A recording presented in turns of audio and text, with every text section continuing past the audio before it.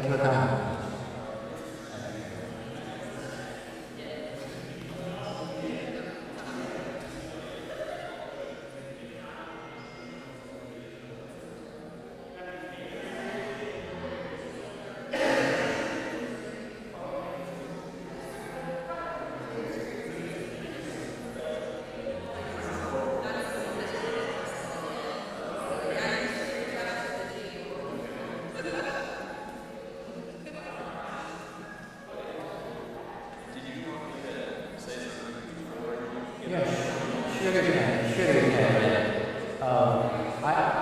I'm paid to talk for half and half hours, and the more you say, the more it saves my energy.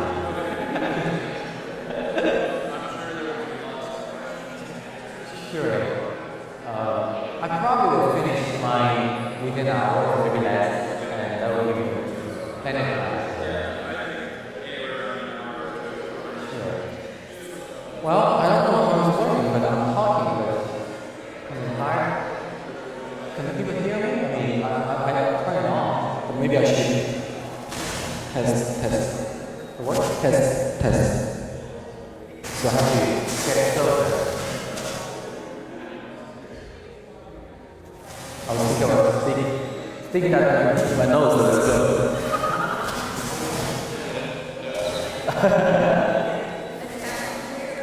Yes, that was really good. That was really good. Yes, that was good. Sure. Okay. Oh. You said a tie and I decided to do a bow tie. I wish I had it. There is a Chinese traditional formal dress, but I don't have it. I wish I could dress like that. It's a very formal dress and it's very Chinese. But I don't have it. I don't know material is style, it's really the style. I mean, it's not ties, it's the entire style of it, and it's the old Chinese style.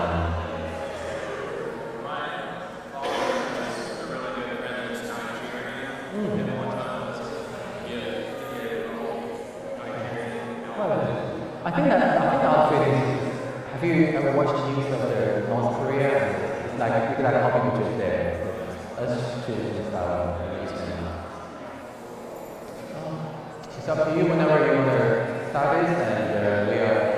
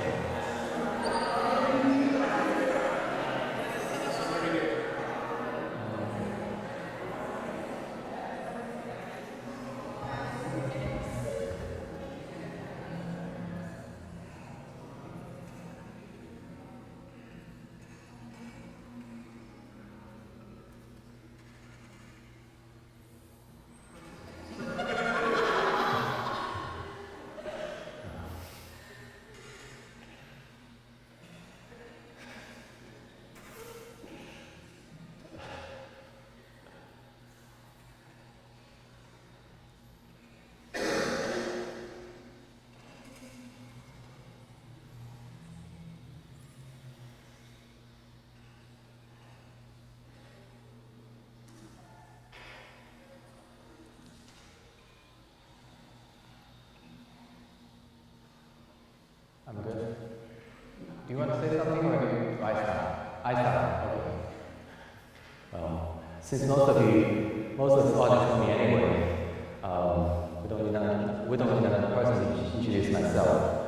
And we all make choices, and tonight we apparently made a choice. I know we have several things going on tonight. Down the gymnasium, volleyball game. I think he's probably still playing. I don't know. I'm guessing. And down the street at the Campbell Terrace Church of Christ, we have a night for high school age and college students, and you could well choose to go there. And actually, I think a little bit. I'm not a college age student, so I'm not supposed to go to Campbell Terrace tonight. I really love volleyball, but I decided to come here anyway. Otherwise, the event will be cancelled. And anyone can notice the difference between the title on the screen and the title on the poster? Yes. They were flipped. Yes. Well, you are my friend. Well, he didn't know that in advance. I mean, I didn't talk to him about that. He didn't help me edit these things. And in the poster, it says China and Christianity. Well, the end statement in mathematics is usually cumulative. When we say A and B, that's pretty much the same as B and A. But here, I choose this title on purpose because of the importance. China is really important to me. I was born there, I was raised there, my family was there, and my wife is Chinese, and I love Chinese culture, and at home we always cook Chinese food. And I talk to my wife and my daughter in Chinese all the time. I teach my daughter to read, write, and do mathematics in Chinese. But compared to Christianity, that's of course a secondary thing, because Christianity is what makes I am what I am. And today I would like to talk a few words about the Christianity in China, just to give you some idea what Christianity looks like in other places. Because most of you are probably Americans, and you're very used to the churches and good spiritual environment here. And I don't know if you have any idea what Christianity, what Bible believers look like in other parts of the world. So this is the whole point of the talk today. So to start with, let me start with the definition. We define it, and then theorem, and then proof, and then corollary, and then examples. So here's the definition. When we define China, I'm talking about People's Republic of China, and there's some controversy about Taiwan, or even Hong Kong, Macau, and some parts of Tibet. So here, there's some part of Tibet that is actually controlled by India, but is claimed by the Chinese government. And also for Taiwan, this is also a very controversial issue. I'm not going to solve the controversy here today. I can't. But Taiwan is claimed by the Chinese government, but it's actually reigned by a different government called the Republic of China. Here, this is the People's Republic of China, and Taiwan is under the government of Republic of China, claimed and governed by the Republic of China. And so it's almost like another country. It's like another country. We can't go to Taiwan using our Chinese passport. We have to have something like a visa, which is not a visa because they wouldn't say it's a visa because the Chinese government wouldn't recognize another country.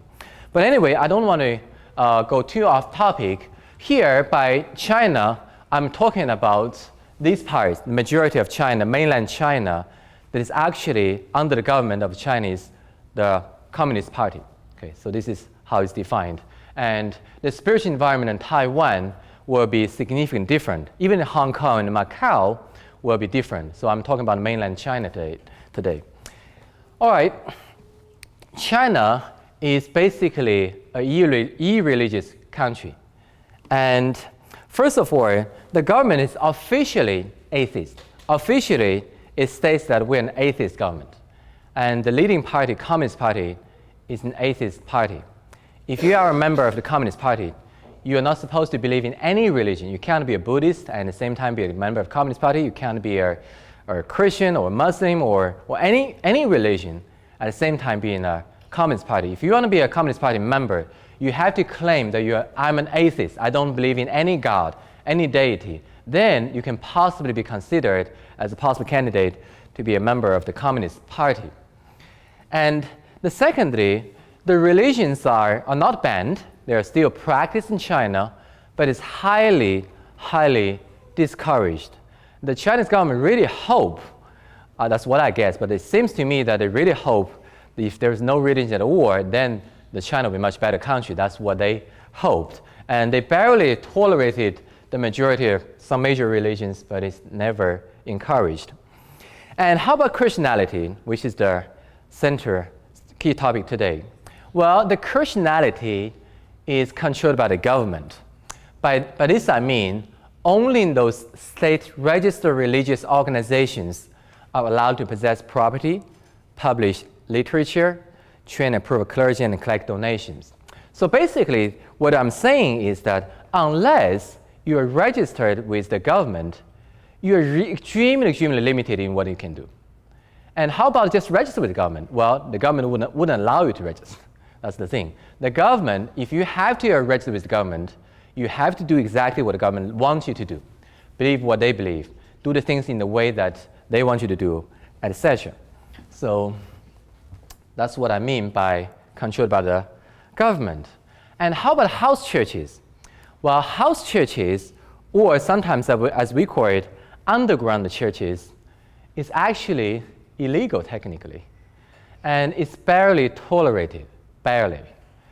By barely, I mean, if your house church is very, very small, let's say less than 25 people, and usually they wouldn't bother to do anything against you.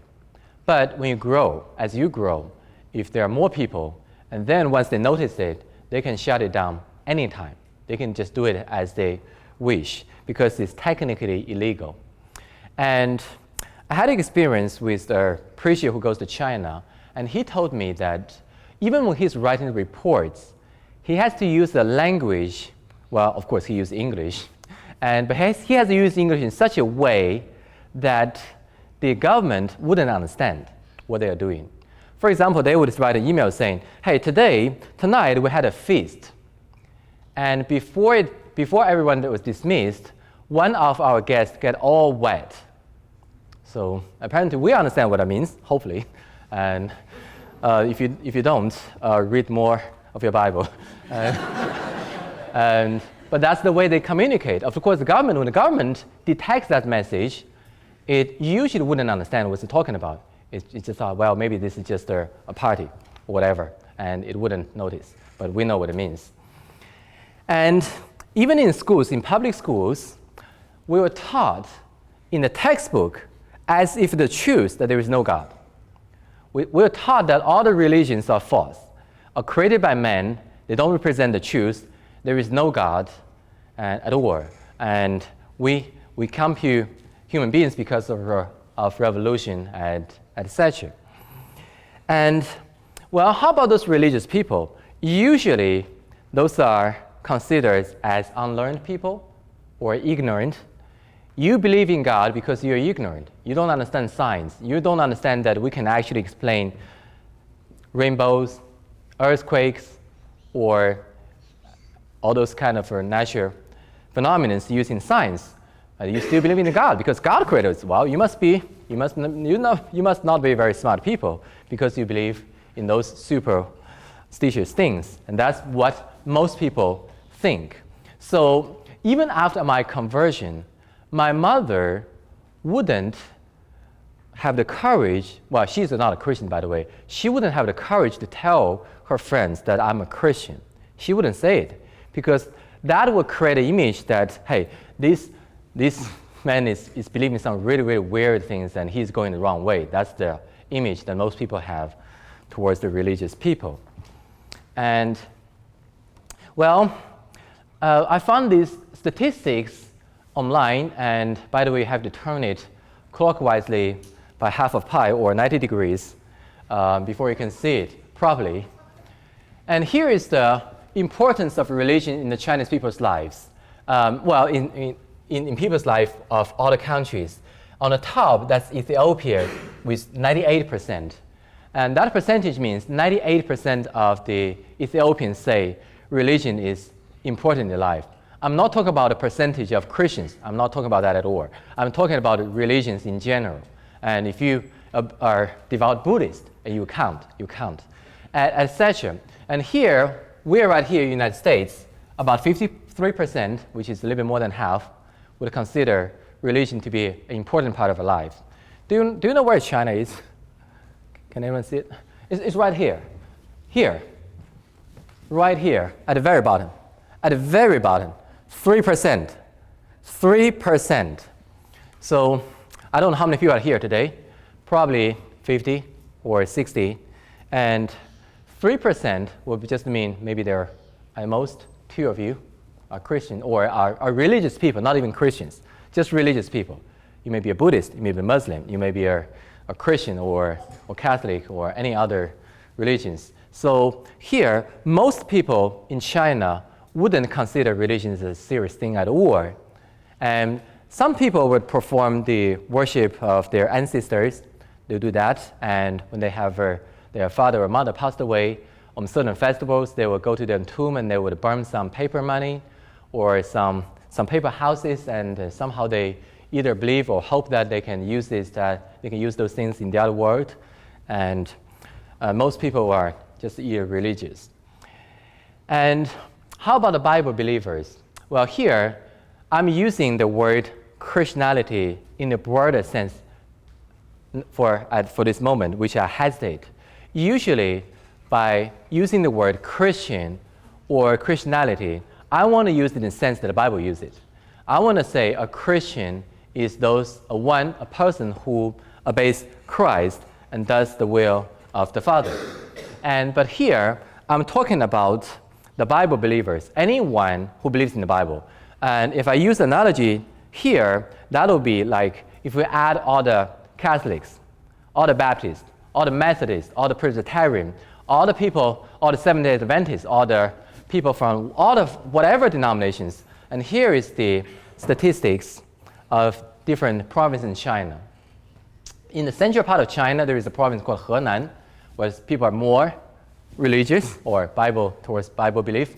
But you might think, wow, it's so dark, it might be 30% or 40%, but no.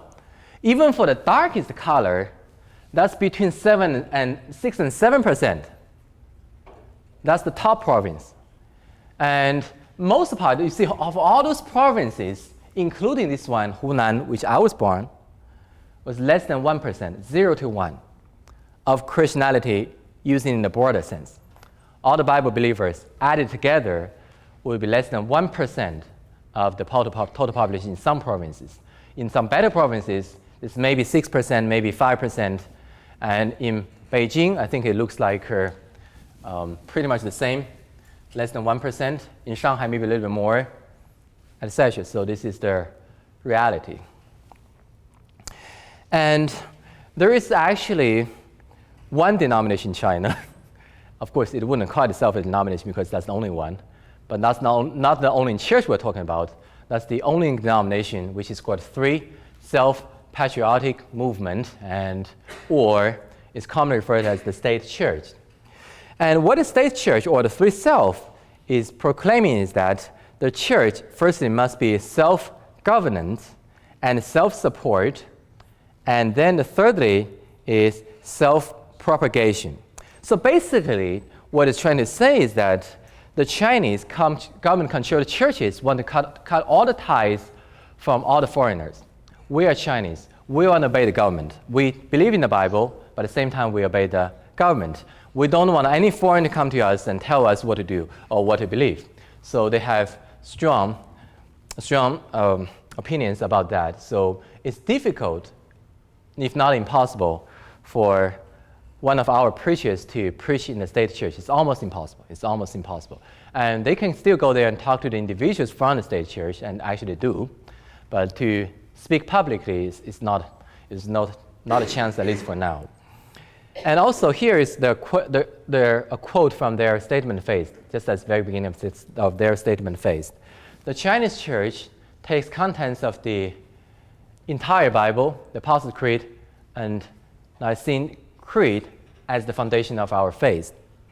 So they would believe in the Bible, but they also believe in some creeds, which I personally believe those creeds are written by men. They may be okay by themselves. I mean, I would probably agree with most of the statement in the creed, but I would object to having the creed as the equal importance of the Bible. If you have a creed written by men and you say, hey, this is as important as the Bible itself, I would say that's problematic.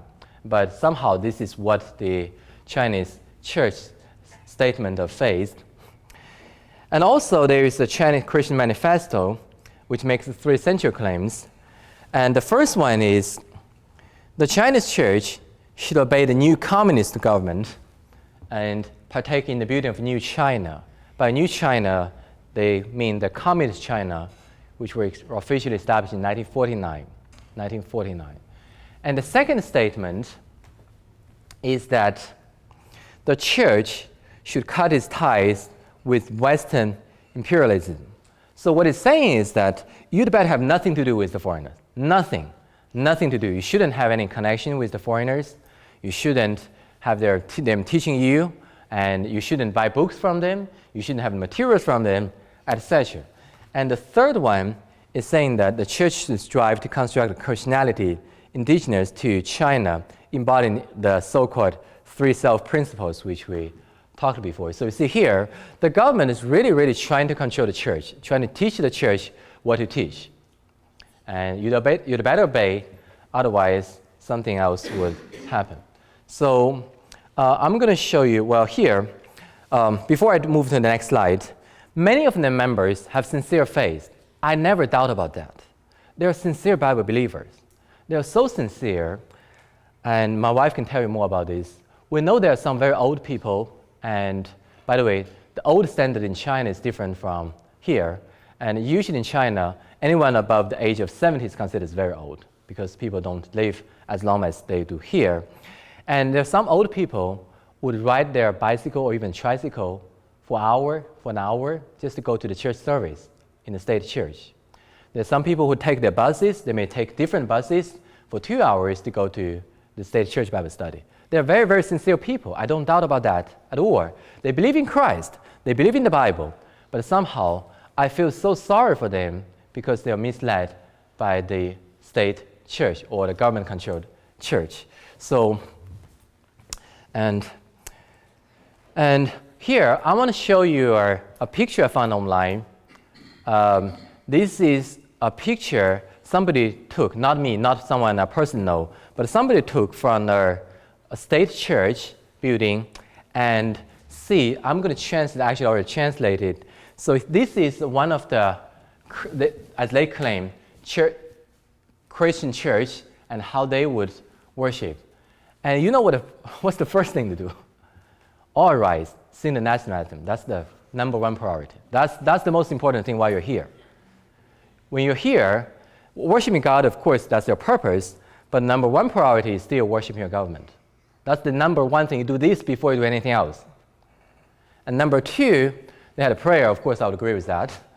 And number three, singing by the choir. And again, I doubt about the singing. First of all, they probably use some kind of musical instruments which I oppose. And secondly, having the choir itself to sing instead of the whole church singing will probably be against the Bible principles. But anyway, those are really just minor problems. I consider those are minor problems compared with other problems. I don't agree with the way they sing, but they are actually much bigger problems. Number four, study of Scripture. Surely, we need to do that. And preaching. Who can say against that? And number six, class on legal affairs by the government officials. They would invite government officials. Well, they don't invite. They will come. Nobody wants to invite them. They will come. They will come. They will come to teach you, hey, these are the laws of China. You can do this. You can do that. You can't do this. You can't do that. Here is what you must obey. Here is what you must believe. They will teach you on the legal issues. And then, singing by all, standing. I mean, I can't say anything against that. And then prayer by the presenter. I suppose this will be something similar to our one-man lead prayer, which should be okay. And then everyone dismissed. So if you look at this worship, do you think it's acceptable at all? Well, some parts are acceptable. But overall, this worship clearly conveys the idea that they have at least two gods. One is Christ or Yahweh. The other one is the government. And I talked to people from even Baptist denominations, and there are people who were against this idea. There are people who say, no, we can't do that. You can't have a government above Christ. You shouldn't do that. Even our Baptist friends who disagree with us on many issues about the Bible would agree that this kind of arrangement is not biblical. There is no biblical authority at all. Well, no, who is the head of the church? Christ. Who has the authority to tell us what to do or what not to do? Christ, Jesus, God. Other than that, no man-made government should tell us how to worship. But somehow, what if they don't do it? What if they only do the teaching of Christ? They have to be shut down. They can't survive. In order to survive, they have to do it. They have to worship, study the way that the government asks them to. They don't have any choice. They either survive like this, or they're shut down. And here, let me show you some pictures which might surprise you a little bit, and I like to surprise the students. First of all, there is a picture of some Bible believers singing psalms, and they have a service of singing psalms. What do they sing to praise to? They praise the Communist Party. That's what the Chinese word says. I can translate it for you. This is the Jiangsu province Christianity celebrate the 90th year anniversary of the Communist Party singing. That's what they do. Will we ever have a concert as Christians celebrating anniversary of any party? We wouldn't do that. But they do it. They do it in China. They consider it as normal. That's what they do. Another picture is here, a very, very similar, but they have a special worship service. And the first 6 words are translated. Literally, it means listen to the party. By the way, in China, the word party means Communist Party of China, exactly. There's no other parties. Well, there are technically some other smaller parties, but they mean nothing. They're like non-existent. And so here, when we say party, whenever Chinese people say party, they mean the Communist Party. So here is a group of supposedly Christians having a special worship service because they want to honor the Communist Party. And they start with these words, listen to the party and follow the party. Does that make sense at all? Can you be a Christian and listen to the party and follow the party? Do what the party tells you to do? What does Jesus say? Can you serve 2 masters? No. For surely, no. So these pictures actually surprised me. When I was preparing for this sermon, I did some Google search and found a lot of pictures online. I was shocked because I have not been living in China for quite a while, and the last year I lived in China was 2007, and which year I moved to Singapore. And I did not remember anything like this. But nowadays, it's becoming more and more in that direction. Another picture for you to surprise you a little bit. Can anyone read this? All right, so let me translate. The first line says, if you go to a church building to study the Lord, to study about the Lord, and God will never solve you any problem, will never solve your problems. God will never solve any problems in your life. How about this? We follow the party and stop believing in Jesus or stop believing in the Lord, and the party will give you happiness. And then, well, believe it or not, I agree with line number 3. I agree with that. Guess what it says? It says, if your heart is not right, it's useless to believe in the Lord. I agree. Amen. I would say amen to that. If your heart is not right, it's useless to believe in the Lord. I agree. Yes. If you claim you're a follower of Christ, you got to do what He says. It doesn't make sense to call Him Lord, Lord, but that's not His will. But apparently that's not what His point. And the last one is that if you're full of positive energy, apparently the hint is the positive energy from the party, that will make your country stronger and your family better. And this is the official poster posted somewhere, probably near a church building, probably. And so they try to convey this idea, and that it's useless to go to a Christian worship service. Another thing, and by the way, these 4 little words here says no photos.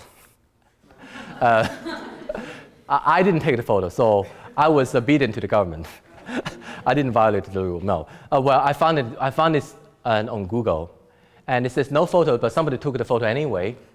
And here, what it says is that the church building is not open to people who are under 18 or people who are not adults. So in other words, they somehow turned the Bible into an 18-plus book, and only the people who are adults can read it or can go study it. And if you are a child, you shouldn't go to the worship service. Again, this contradicts what the Lord teaches, right? You remember when Jesus welcomes children, and when His disciples try to chase them away, Jesus says that let the children come to Him, But somehow, apparently, the idea is the government was trying to forbid the next generation from believing the Bible. The government was really hoping that, well, since there are so many Bible believers, we can't do much about it, we'll control it, and hopefully they will die out, they will all die out. At least we can stop from this generation. They will stop believing in this nonsense. That's what they believe.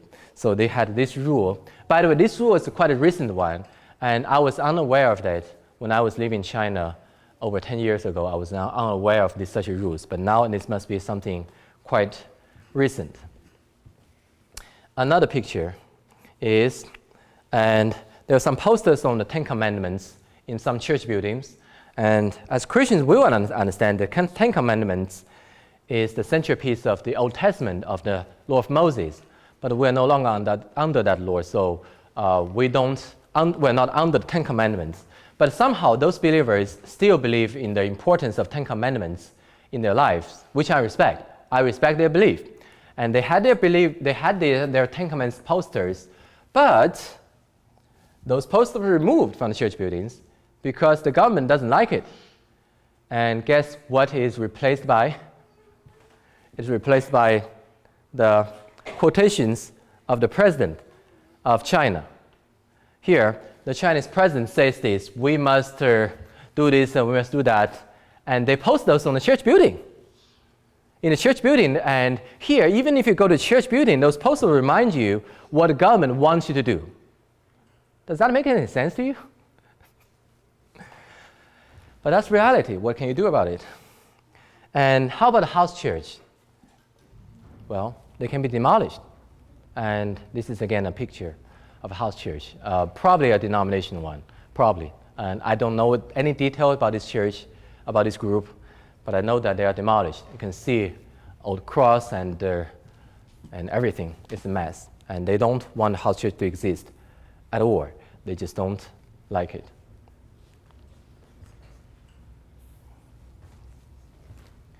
And I want to say a few words about the Church of Christ. And for the first half an hour or so of my talk, I was focusing on Christianity in the broader sense. Namely, I'm talking about the denomination, state church in China, and also all the Bible believers. And what if we talk about Lord's Church, Church of Christ in China? What does that look like? Does it even exist? And the answer is sure. And Lord's Church is everywhere. But it's the minority of the minorities. If you still remember the map I showed you, in some provinces, the number of Christianity in the broader sense is even less than 1%, or maybe at most 6 or 7%. And think about how many people are really members of the New Testament church. That'd be tiny, tiny, tiny minorities. And I went to worship service in Shanghai before. We may have 20 people in a typical worship service, and that's normal. And how many such churches can you find in a huge, huge city, Shanghai, with probably more than 20 million people? I would guess less than 10. I would guess fewer than 10. How about some other cities? And in many, many cities, you can't find any single one of them. So here, let's say that you want to go on vacation on a certain state or a certain city.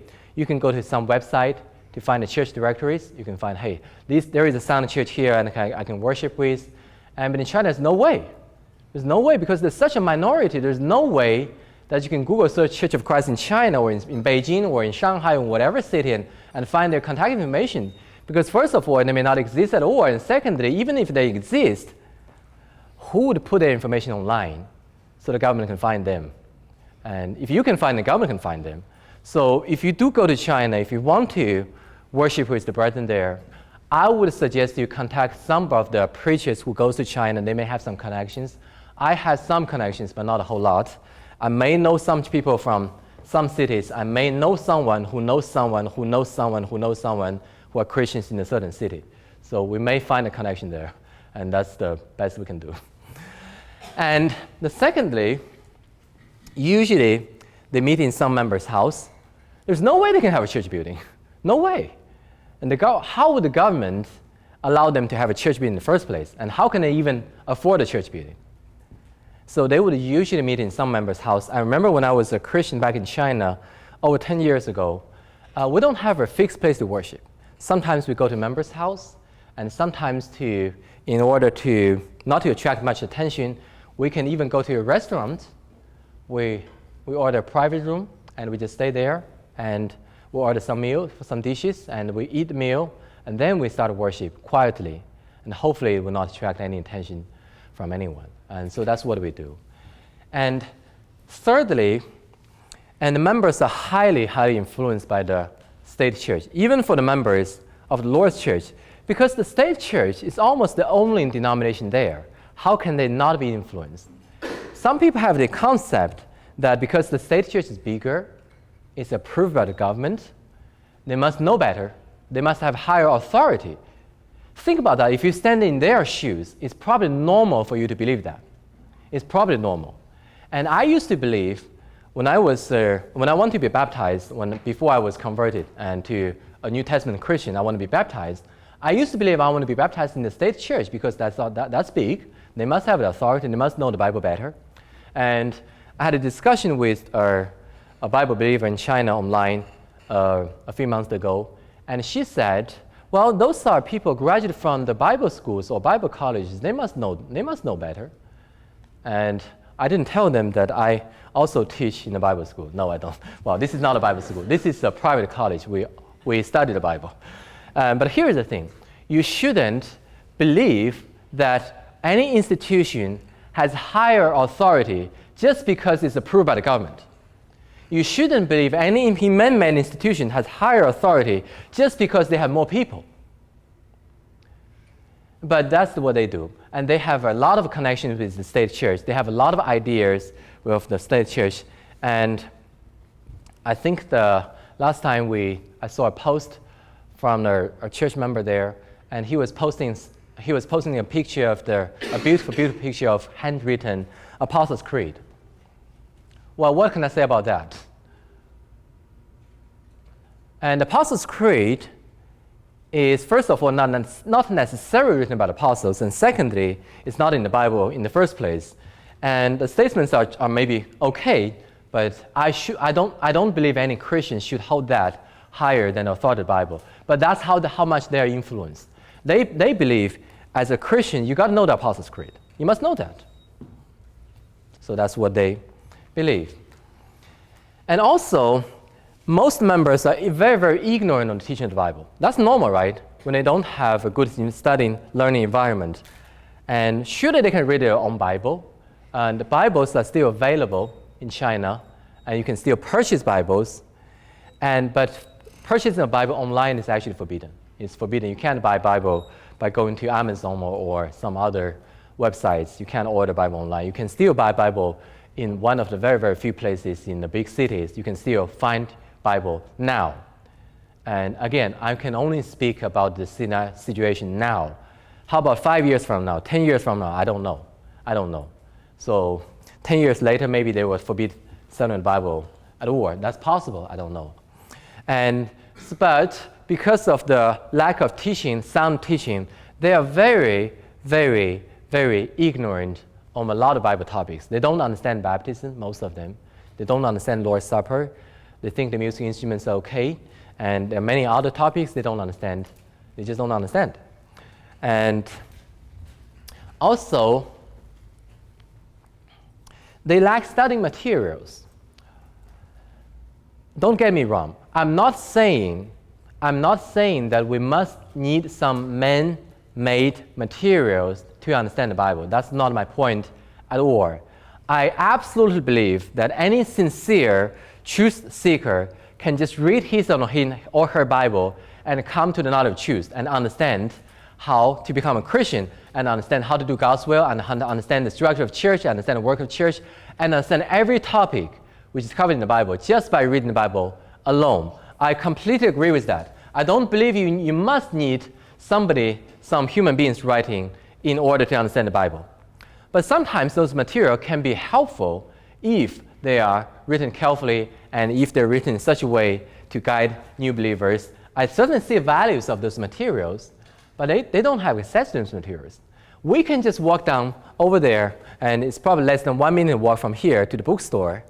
You can buy tons and tons of great material from there that helps you to understand your Bible. Can they do that? No. There may be, I'm saying maybe, I don't know for sure, there may be some government-controlled religious stores that sell some religious book written by people from whatever denominations. That's possible. But for materials written by our brethren, I suspect there won't be any of them. Probably none. Probably. I visited our Church of Christ in Beijing a few years ago, and they were studying the Bible. I forgot which book they were studying. They were studying the Bible using some material. I was curious and asked them, where do you get this material? And the member told me they just bought it down the street. There is a religious bookstore back then. And of course, they thought, hey, if I go to the bookstore, if the bookstore says, hey, this is the book about the Bible, that must be true. I'll just buy it and do what the book says. That's what they thought, because they don't really have anything else. That's all they have. That's all they can find in China. And, well, this is a little bit controversial issue, and some of you may not fully understand what I'm talking about here. In the history of the Lord's Church, there is a division over issues which we sometimes call institutional issues. Let me summarize it, and we have so many Bible scholars here, and please feel free to correct me if I say something which is inconsistent with the Bible. Some brethren believe that we can take God's silence as permission. So they believe a church can do anything as long as it does not violate a clear teaching of the Bible. And there are some other brethren, more conservative brethren would believe that the work of the church would only be restricted to what is authorized by the Bible, either by a direct command, or by a proved example, or by necessary inference. So, for example, people disagree about, can a church own a school? And some people say, sure, because there is no Bible saying that you can own a school. There are other brethren who would believe that there is no authority in the Bible for a church to support a man-made institution such as a school. And you can talk about hospital, you can talk about the orphanage. And so there are a lot of divisions among the Church of Christ over these issues. And they even divide on how we use the church building. Can we use the church building for potluck or for recreational purposes? I personally don't believe that they have any authority to do that. But a lot of brethren, which we call institutional brethren, do believe that. And how do you think that issue would affect the Chinese church? Nothing. Nothing. Why would they divide on something that doesn't even exist in China and which they know nothing about? Why would they have a meeting and say, hey, if in the future, after maybe 50 years, if we can eventually have a church building, can we use the church building for potluck? Why would they divide over this? Why bother? Here are two things. First of all, they are ignorant of those issues which does not even exist. And secondly, remember my first point, the churches of Christ are minorities of minorities. What if they divide? And there will be minorities of minorities of minorities. And a church may be 2 people, maybe 3 people, and which will quickly cease to exist, likely. So, I completely understand that. So if you ever visit China, if you ever worship with the congregation, don't be surprised at all if you see some foreigners or some people from the United States who are from a liberal background, a liberal Church of Christ. That's completely normal. And we love them. We want to worship with them. We want to work together with them as long as they don't do the things which contradict the authority from the Bible. What if they do? That's a question we have to face, right? Well, not necessarily. First of all, those things doesn't happen very often. And secondly, if it does happen, some brethren have some ways to handle it. For example, I know an American brother who used to live in Shanghai, China. And he is I think he's maybe a businessman, or I don't know his profession, but he's relatively rich. He has some money, and he was a member of the church in China. And he volunteered. Well, of course, the church in China, if you consider all the realities, you can hardly imagine that they have elders or deacons. They probably don't. And so he, as one of the men in the church, he volunteered to be in charge of the finances, how they spend the money. And whenever the church, because of the influence of the institutional or more liberal brethren, wants to do something that he considers as not authorized in the Bible. For example, they want to go out and eat a dinner together, and they want to use the Lord's money. He would say, hey, I have $500. Let's use this money to eat. How about that? Let's keep the Lord's money for its purpose. Let's use my $500. You can eat. And the church is happy. As long as they can eat, they can happy and they don't need to spend money. And at the same time, the brother keeps the Lord's money for the purposes which is only authorized in the Bible by God, which I admire him a lot, greatly. That's how he survived with the institutional brethren without violating his conscience, without violating the teaching of the Bible. He must sacrifice a lot. Every time they do that, he has to spend his own money, but he doesn't mind. If he can't teach them, if he can't convert them, at least he's doing whatever he can in a certain environment. And I think he's admirable. Don't you agree? And, well, you don't agree.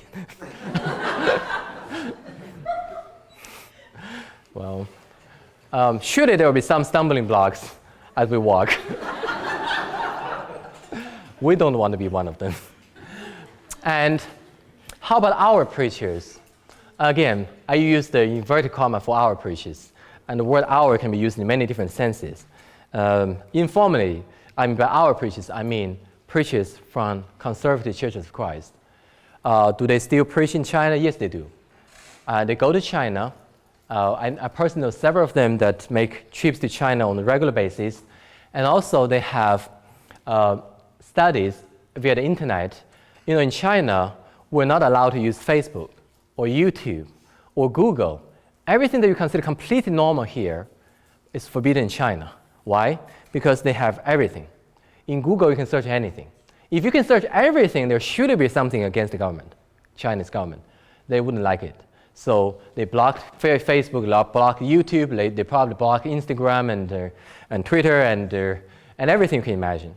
But they are, of course, they still need something to communicate. So they developed some software, probably monitored by the government, to allow people to talk. At least I can talk to you. And which is called WeChat. It's probably one of the most common ones. There are several others, like QQ or whatever. There are several others. And WeChat is probably by far the most common one.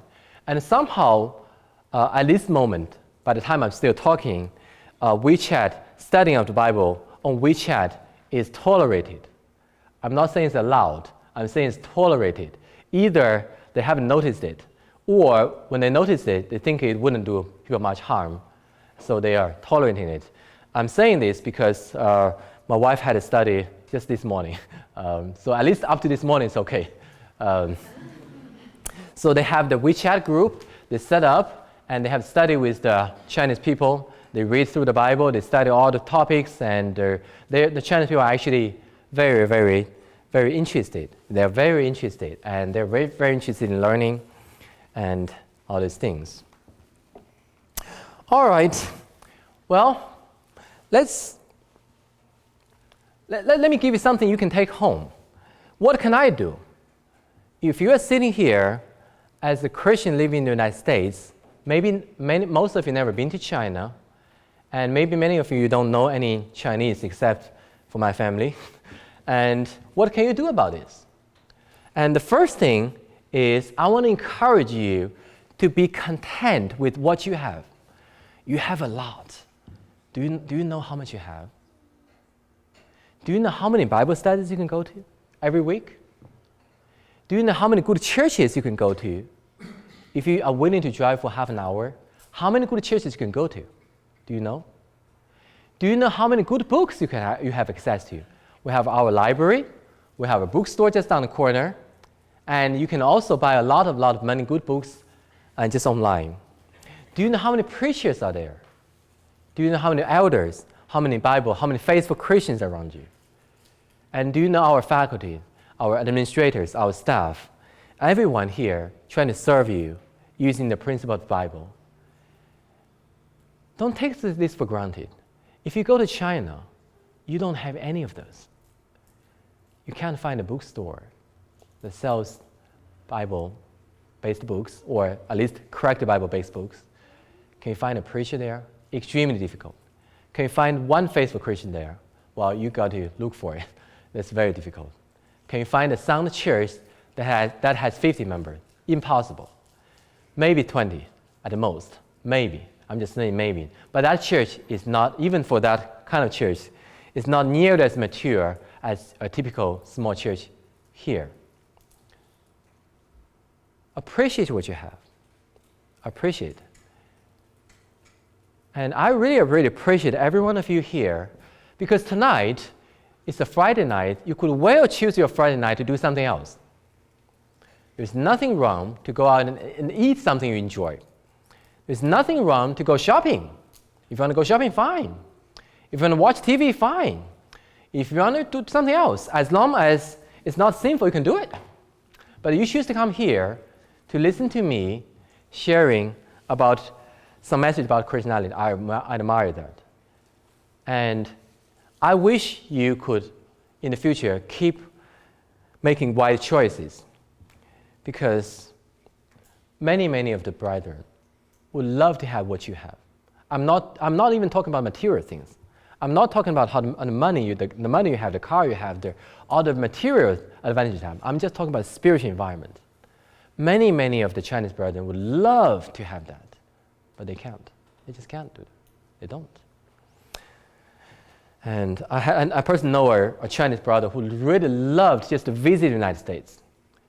And some preachers really helping him very hard to get his visa, but he couldn't get his visa approved. He just couldn't get it. He couldn't come here. And I'm not saying he can't be faithful in China in such an environment. Of course he can. He can live in China and still do God's will and be faithful and be completely accepted God. But my point is, it's harder. It's harder. I hope you appreciate what they can do, what they do in their environment. That's the best thing to do. It's almost like, for example, if I teach calculus, well, I do teach calculus, by the way. Let's say if you're a student in my class, that you don't have any money, you can't afford a textbook. You can't even afford a textbook that I choose, which is mostly cheaper. You can't afford any scratch paper. You can't afford a pen. But you have to pass the course. That's like you are. And they don't have all the spiritual advantage you have. So please be content and appreciate what you have here, especially spiritually. And secondly, please, if possible, get to know some of them. And if you go online, there are some foreigners, there are Chinese people, and if you ever get any chance to know some of them, you don't necessarily, well, sometimes you can meet some Chinese people on the street here, that's possible. Or if you can get to know someone online, they're interested in you. They may be interested in what you believe, what your life is like. If they know you believe in the Bible, they might wonder why, especially if you show them good examples, how you love one another. When they see your good works, they may wonder, at least some of them may wonder, well, that's a good thing. I want to believe in that. That's possible. Not every Chinese people is against Christianity. The government is against it, for sure. But not every people. There are some people who like to learn the truth. There are some people who are truth seekers. There are some people who are interested. And there are people who might be just interested in learning English, but they end up learning the Bible. So keep your eyes open. If you ever meet some of those people, either in real life or online, or whenever there's opportunity, teach them the gospel. Teach them the gospel. You know, the worst scenario is the man will say, I'm not interested. That's okay. It doesn't do me any harm. The best case that can happen is that you can save one soul. How valuable is that to save one soul? And thirdly, support evangelism in China. When I say support, you can support in many ways you can. You can surely support financially. We have preachers going to China, and flight to China is expensive. The food are not so expensive, but still needs money. And they may need study materials. And so can you help them to translate some material into Chinese? No, I'm not asking you to do that. Well, but actually you can. I'm serious. Any one of you audience here helped me to translate a little bit material into Chinese last semester. I think I had several students helping me. And not here, that's okay. Here's what I mean. There are some Google Translate that usually, for example, if there is a Bible-based book, study material, there will be one statement and then quoted by some Bible verse, something like that. Support evangelism in China, see Romans 10:15. And what you can do is you can actually have a list of the books in Bible with one column Chinese and one column English. If you can't translate this part, can you translate Romans 10:15 to Chinese just using that table? You probably can. It's just a copy and paste. And I'm right now in the process of translating some material from English to China and to Chinese. I started this last semester, and recently I've been really slowed down because of a lot of excuses that I can find, but I want to continue. And so if any one of you would like to volunteer, let me know. I'm very, very interested. And of course, you can support in many, many other ways. And you can surely composing some study materials that you think it would be easier for believers. And if you can write some material, you don't have to write a whole book. Just write a short, nice article on baptism, on the Lord's Supper, on prayer, on worshiping, on the church, on the Spirit, on whatever topics you can find. Just write a short and nice article. And then, if I had the time, I'd like to translate that in Chinese and share with the brethren so that they would at least have some material to study.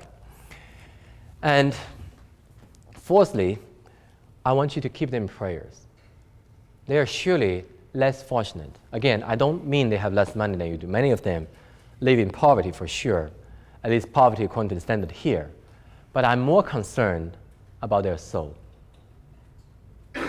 If you still remember all the spiritual environment I talked about earlier part of this talk, you would probably come to the conclusion that it's difficult.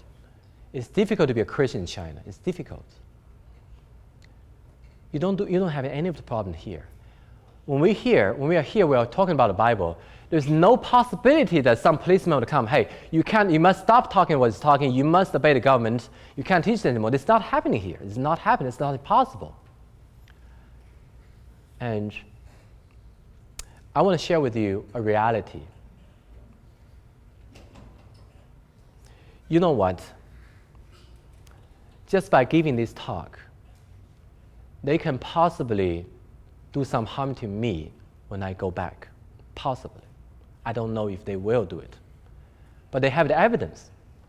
They have the evidence that Minghui talked about this against the government and supports Christianity. Well, he's here in the United States. As long as I'm here, I'm safe. But I know who I need to obey. And, well, I talked a little bit about the Christianity in China, and as I promised, there will be some questions and answer time. If you would like to hear more about my personal conversion or some other questions, any questions, it's the time to ask. I welcome all the questions. No. Yes, please. Tell us about how did you come in contact with the gospel? Well, that's great. I thought about talking about that, but that would take about another hour, so I decided to skip it. No, I'll make it a little bit short. When I was a college student in China, I was raised an atheist. I always believed in atheism must be truth. But the more I study, the more I realize that if there is a higher being, which is far above us, far beyond us, how can we use our very little wisdom to prove that he doesn't exist? If you ever read a novel called Flatland, assuming that the entire world is just a flat land, it's just plain. And we live in 3 space. We would have very, very difficult time to convince them that we exist. And if there is a God that is far above us, I cannot use my knowledge to deny him. There's no way that I can prove that he does not exist. So I started seeking, and I first came to a group of Americans, went to my university to teach, and they are later known them as Southern Baptist. And they were very friendly to me. I talked to them, I got to know them, and they gave me a Bible, and I started studying with them. And eventually I started sinner's prayers with them, and then I was later baptized by them and started a lot of study with them. But a few months later, I met a man, John McPherson is his name, and many of you might know him. And he preaches in Wilsonville, Alabama now, and he was a graduate from Florida College. And he taught me to choose. At first, I was shocked. I mean, how can you both claim to believe in the Bible, but believe so many topics so differently? For example, the baptism. Is that really for one's salvation, or is just to manifest your faith? Which one is it? What my Baptist friends have been teaching me is that when you become a Christian, when you say the sinner's prayer, now you are saved, you should be baptized. You should do it. It's in the form of immersion, which I agree. But if you don't do it, you're saved anyway. And usually you do it a few months after your conversion, maybe 1 year. And many people do it on a Christmas day or Easter day. It doesn't have to be like that, but that's the common practice. And what Mr. John McPherson was teaching me is that baptism is what saves you. Baptism is what makes you put on Christ. Baptism is what washes away your sins.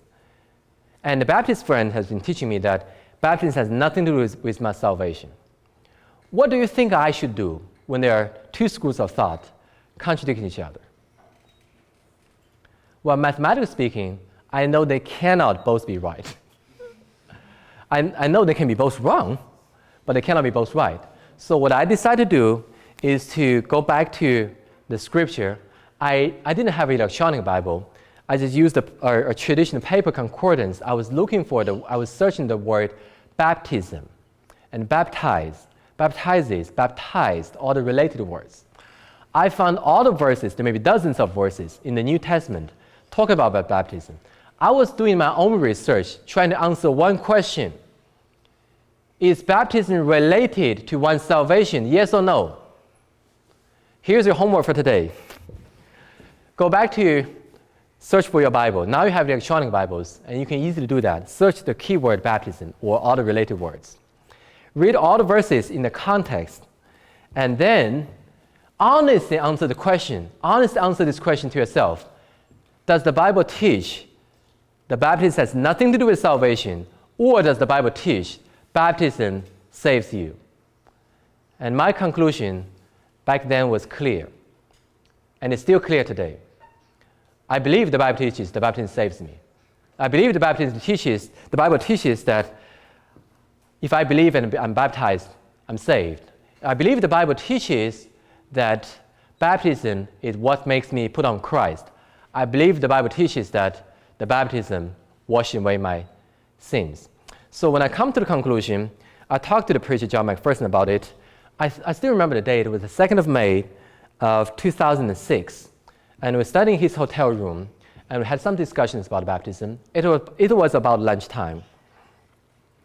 And finally, John told me, well, you can think over these things for a little while, and after we have lunch, if you're interested, we can get you baptized. I told him, no, have me baptized first. My baptism is more important than your lunch. And he happily agreed. And so that's how I was baptized into Christ. So that's how I became a Christian in the first place. Of course, there's still a lot of ups and downs and a lot of struggles, but that's the short story of my conversion. Yes, please. What brought you to Florida College? What brought me to Florida College? That's a great question. That's a great question. I took a flight to Orlando Airport, and then Mr. Carmen picked me up from the airport, and then I came to Florida College. No. I was studying in a tiny country in southern Southeast Asian called Singapore.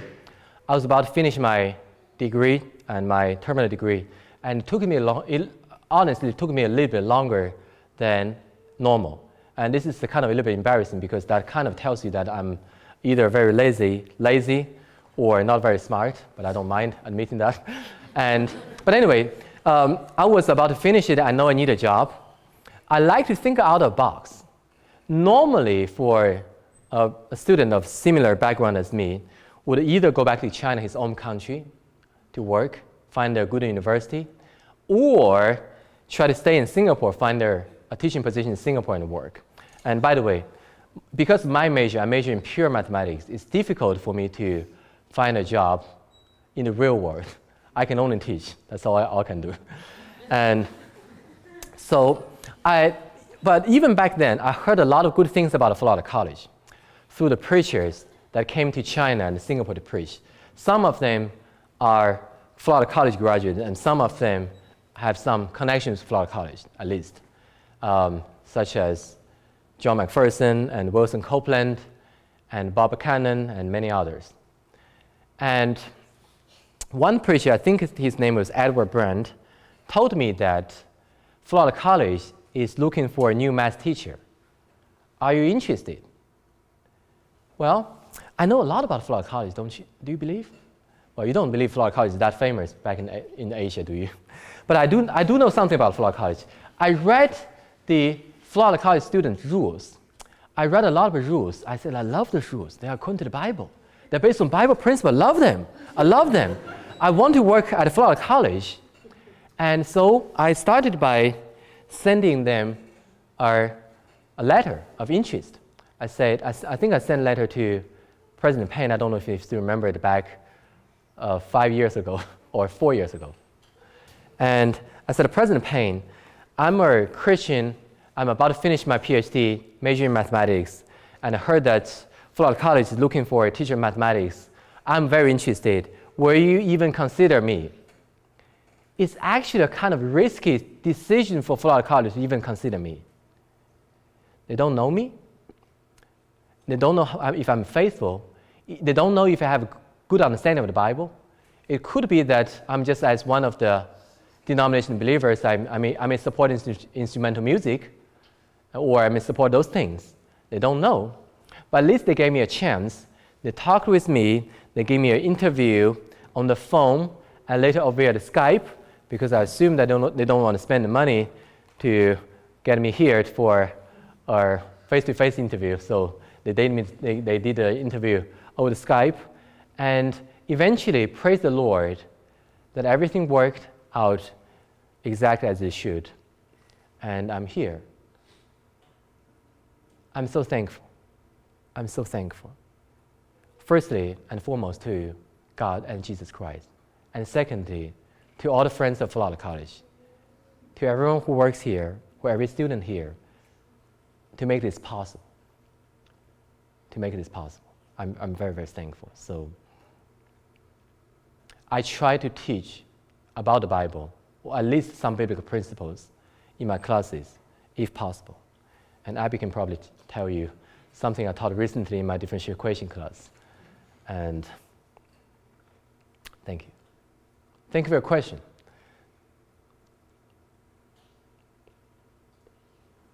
Yes, please. How does the Chinese government respond to religions other than Christianity? Well, it's basically the same. It persecutes everything. If you're Muslim, you are as bad as Christian. If you're Buddhist, you may be a little bit better, and they may tolerate the Buddhists more, a little bit more, but I don't think it's significantly better. And they dislike all religions. If you want to be a government official, you can't believe in any religion. They think there's something wrong with you if you believe in any religion. So they dislike all religions, and Christianity is among one of them. I tend to think that they are not very smart people, because they should let Christianity just spread. Because if we do teach the Bible as it is, we will teach, be obedient to the governments.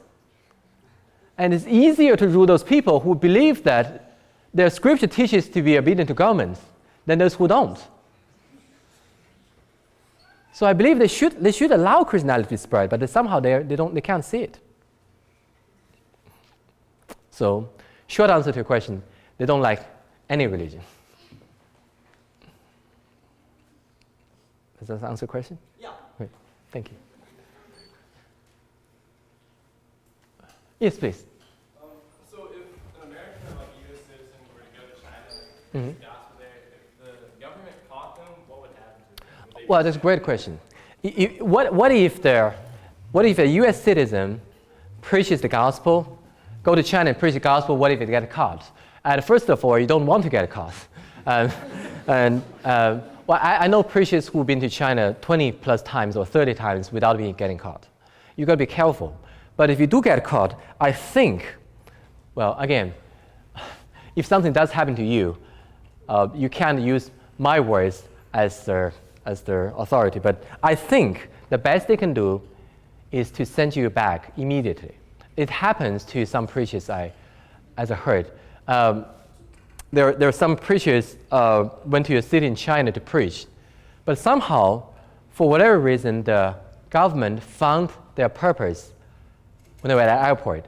So they sent him. The government sent them back immediately, and a lot of money was wasted because they couldn't do what they planned to do. But I don't think they will be detained in China which probably would happen in North Korea, but not in China. They probably will not detain you in China unless you kill somebody, unless you murder somebody. That's a different story. But if you just preach the gospel, the best they can do if you have a U.S. passport is to send you back. And that this indeed happened. So if you do go to China and preach the gospel, you of course need to be as smart as a serpent. And President Penn, you have a question? Yeah, I was going to tell you that Jeff Kingery, who preached over there many years ago, was sent home. I know because he came and lived in our house after being sent out of China. And let me share with you a connection here. Jeff's wife is Anna Kingery, and she went to she went to Singapore and studied with my wife for quite a while. And my wife learned a lot from her. This is the connection between Jeff and my family, personal connection. And I never met Jeff, but I admire his family and what they have done for the Lord. Just admirable. Yes, please. So, if American preachers coming to China have to be very careful, Mm-hmm. what about the Chinese people they study with? In the worst case, they can be sent to jail, but this, in practice, seldom happens. Almost never happens. Unless those who are leaders of the church and the government will probably tell them to stop first. If they insist on doing what the government doesn't like, then there is a risk. Also, in my personal opinion, to the government, there are some other groups who are more suspicious and dangerous than Christians. There are some groups on the blacklist that are much, much higher than we are. So those people are the more dangerous ones. I think for the Chinese people who study with the American preachers, they are probably okay. They are probably okay. That's just my guess. But for now, I think they're okay. They should be okay. I do know a lot of people, not a whole lot, but several Chinese believers studying with Wilson Copeland via Skype on a weekly basis, even up to today. And as far as I can tell, they're safe. They're okay. Yes, please. Could you comment on what's happening in Hong Kong right now? What's happening in Hong Kong? Oh, that's off topic. Well, I think, again, many of you here know more than what I do about this. I think that what happens in Hong Kong is technically the government is under the Chinese government, but it has a highly independent status. But somehow the Hong Kong government want to pass a law saying that they can send all the criminals from Hong Kong back to China for trial. But of course, the Hong Kong people will not like it because, first of all, this violates the high independence, and secondly, and the Chinese government can really use that excuse to persecute those who are not really criminals, but they became a criminal because of their political religious views. So the Hong Kong people, many Hong Kong people don't like that at all. So they have all the protests going on. I think recently, as I can tell from the news, that they decided not to pass the law. And of course, which makes the Chinese government very unhappy. But what will be the next? I cannot tell the future. You have to watch the news. Yes, please. Is Christianity treated any differently in Hong Kong than in the rest of China? Yes, it's very different. And Hong Kong has a much higher independence. And Christianity in China, in Hong Kong, is much more tolerated. I believe they can have church buildings, and some of them do, at least some denominations do. And so the spiritual environment is very different. Hong Kong and China, the relation is very tricky. It's technically a part of China, but it's so different from China. Let me give you some distinctions. For example, in Hong Kong, people use the traditional Chinese as opposed to the simplified Chinese. In Hong Kong, they drive on the left street instead of on the right, as most part of China. And there's so many differences, it feels like it's almost another country.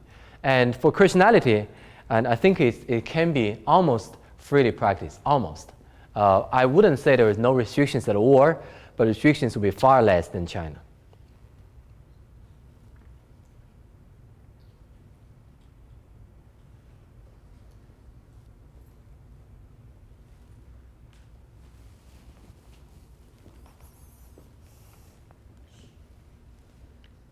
Well,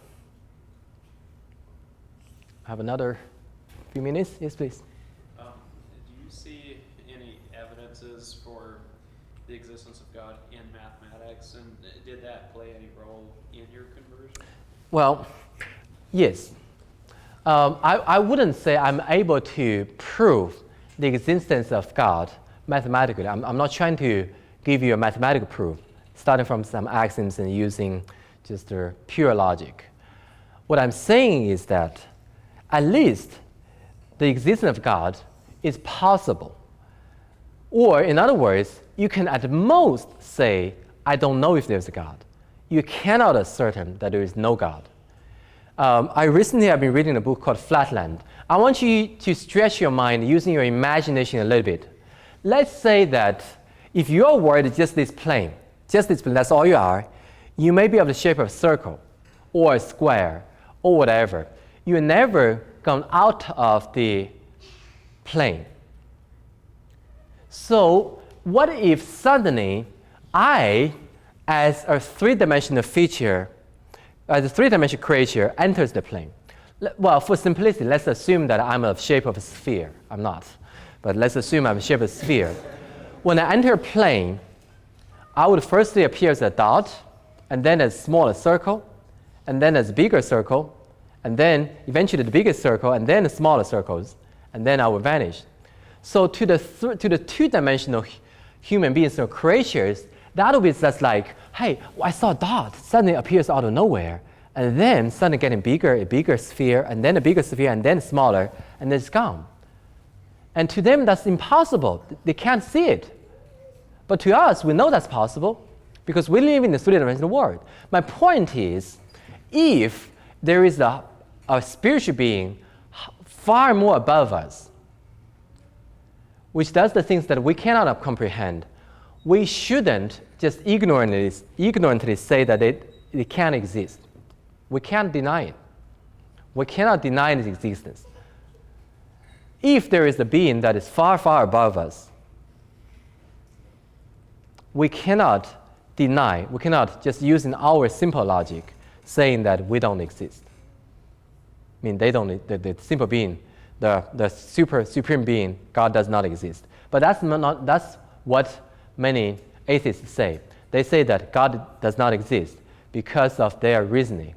But I would say their reasoning doesn't hold, because if there's something that's far above us, how can we, using our imagination, just deny existence? And there is an old Chinese fable saying that there is a well, and a very deep well.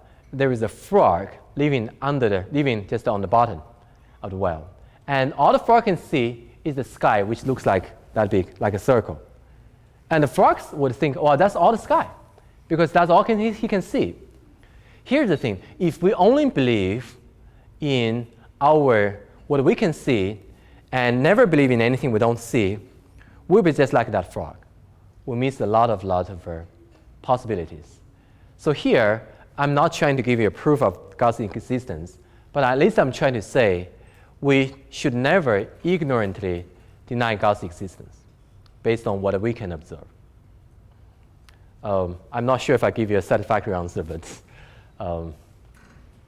that's what I can say now.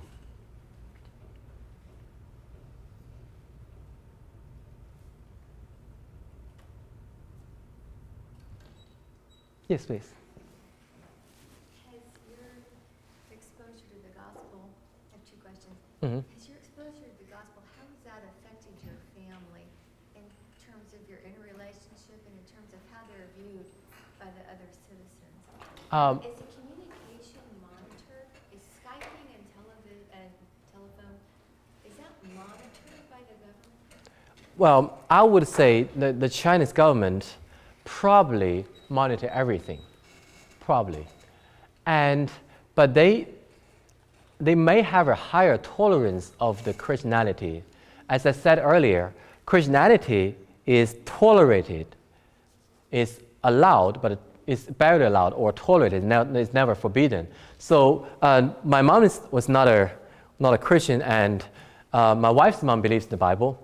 And when we communicate, I think we can at least verbally say biblical words without getting them into trouble. And because I do believe that on the government's blacklist, there are some more dangerous words. And for example, if you want to say something like Taiwan should be independent country, if you say something like that, they will catch you. I mean, those are more like Tibet, like free Tibet. If you say something like that, they will catch you. If you support the Hong Kong people, they will catch you. But if we just say Bible, if we say love one another, we say God, Lord's Supper, we say those kind words, I think we're mostly okay. So as far as our communication is concerned, we still communicate normally most of the time with the relatives in China, most of the time, normally, and it doesn't affect that much. Do you have a second question, please? Well, how has your conversion affected your relationship within your family? Within my family, and my dad, whom passed away a few years ago, disliked it a lot. He was a member. I mean, actually, my mom and my dad, they were both atheists, and my dad was a member of the Communist Party. My mom is not, but she's also an atheist. They don't like it. They think it doesn't make any sense. They feel so disappointed about me. They thought, oh, we spent so much time and energy and effort raising this young boy. He should have he should have a great future. But now it's all ruined because he really believes in those kind of things. And what's wrong with him? That's what they think. And eventually, they tolerated, but never converted. They tolerated, they're okay with that.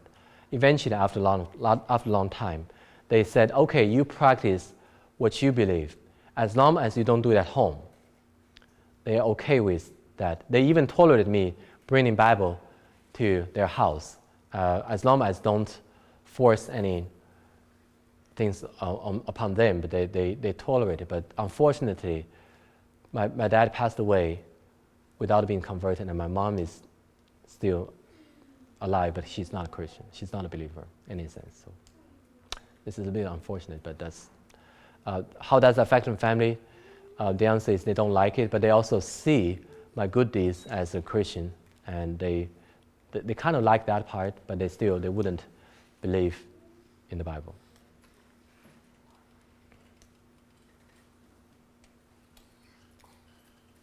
Yes, please.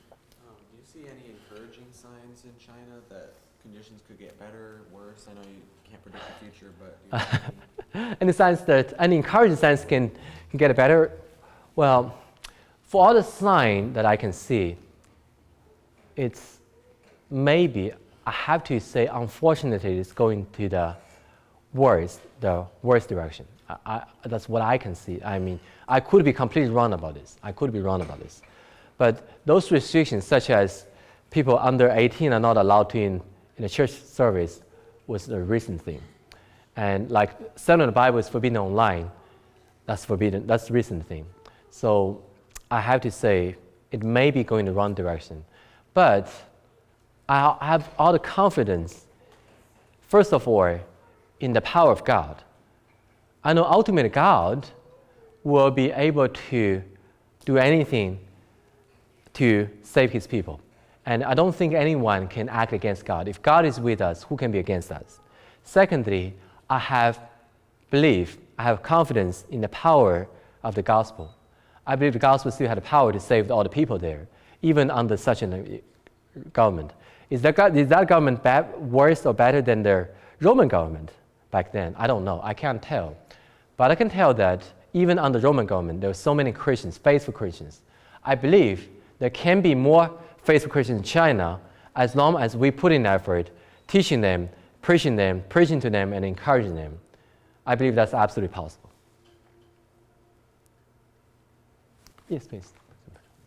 You may have dealt with this before I got here, but have you studied the subject of the Chinese characters Oh, yes. versus the Bible? Yes, yes. That's a very, very interesting subject, and that will be another topic for another talk. The idea is some people believe that if you look at Asian Chinese characters, there are some characters that will show some signs from the of the early history of the Bible, and I think one of the thing is the character for the word boat has the parts that's almost like saying 8-person, and why the Chinese character which means boat has 8-person on it, and that must be from the Noah's Ark. I personally, I'm a little bit doubtful about that.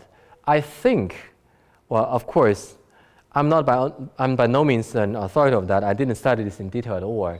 If I do spend a lot of time studying, I may come to a different conclusion. But right now, I tend to believe that there are so many Chinese characters, you can almost just pick up a Chinese character and just try to read through it and just make it say something you want to say.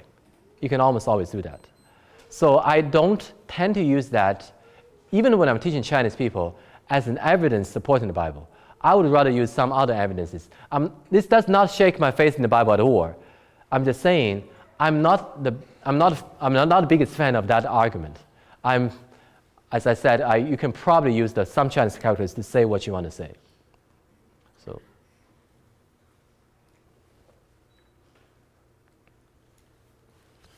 Yes, please. As a mathematician, have you considered the thought that if we have a minority of a minority of a minority, yes, with 1.5 billion people, if we could very quickly and very easily wind up with more Christians in China, true New Testament Christians in China, than we have in the States?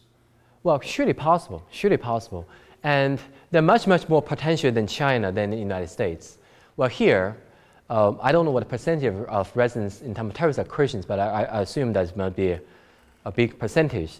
But in China, only a tiny little bit of the Chinese people are Christians. So the opportunity for preaching the gospel is huge. It's huge. There may be a lot of people against Christianity, but on the other hand, there are lots of truth seekers. They want to know God. They want to hear about the gospel, and we just need to find them. So I definitely believe that, well, actually some people say there are more Christians in China than the United States. But I believe whoever made a statement must use the Christianity in the broader sense. They consider all the Bible believers as Christians, which I would not use the word this way. But if you use that, then there could be more Christians in China than in the United States. And of course, if you just keep preaching the gospel, their Christianity could grow, as we know that the power from the government, from the party, will not be comparable to the power of God, to the power of the gospel. And also, as an example, my wife was converted from the Baptist church, and not only because of me, but I played a little bit role in that before we got married. And Alan Malone is the preacher who baptized him, who baptized her. So, Alan Malone, if you happen to know him. Am I run out of time?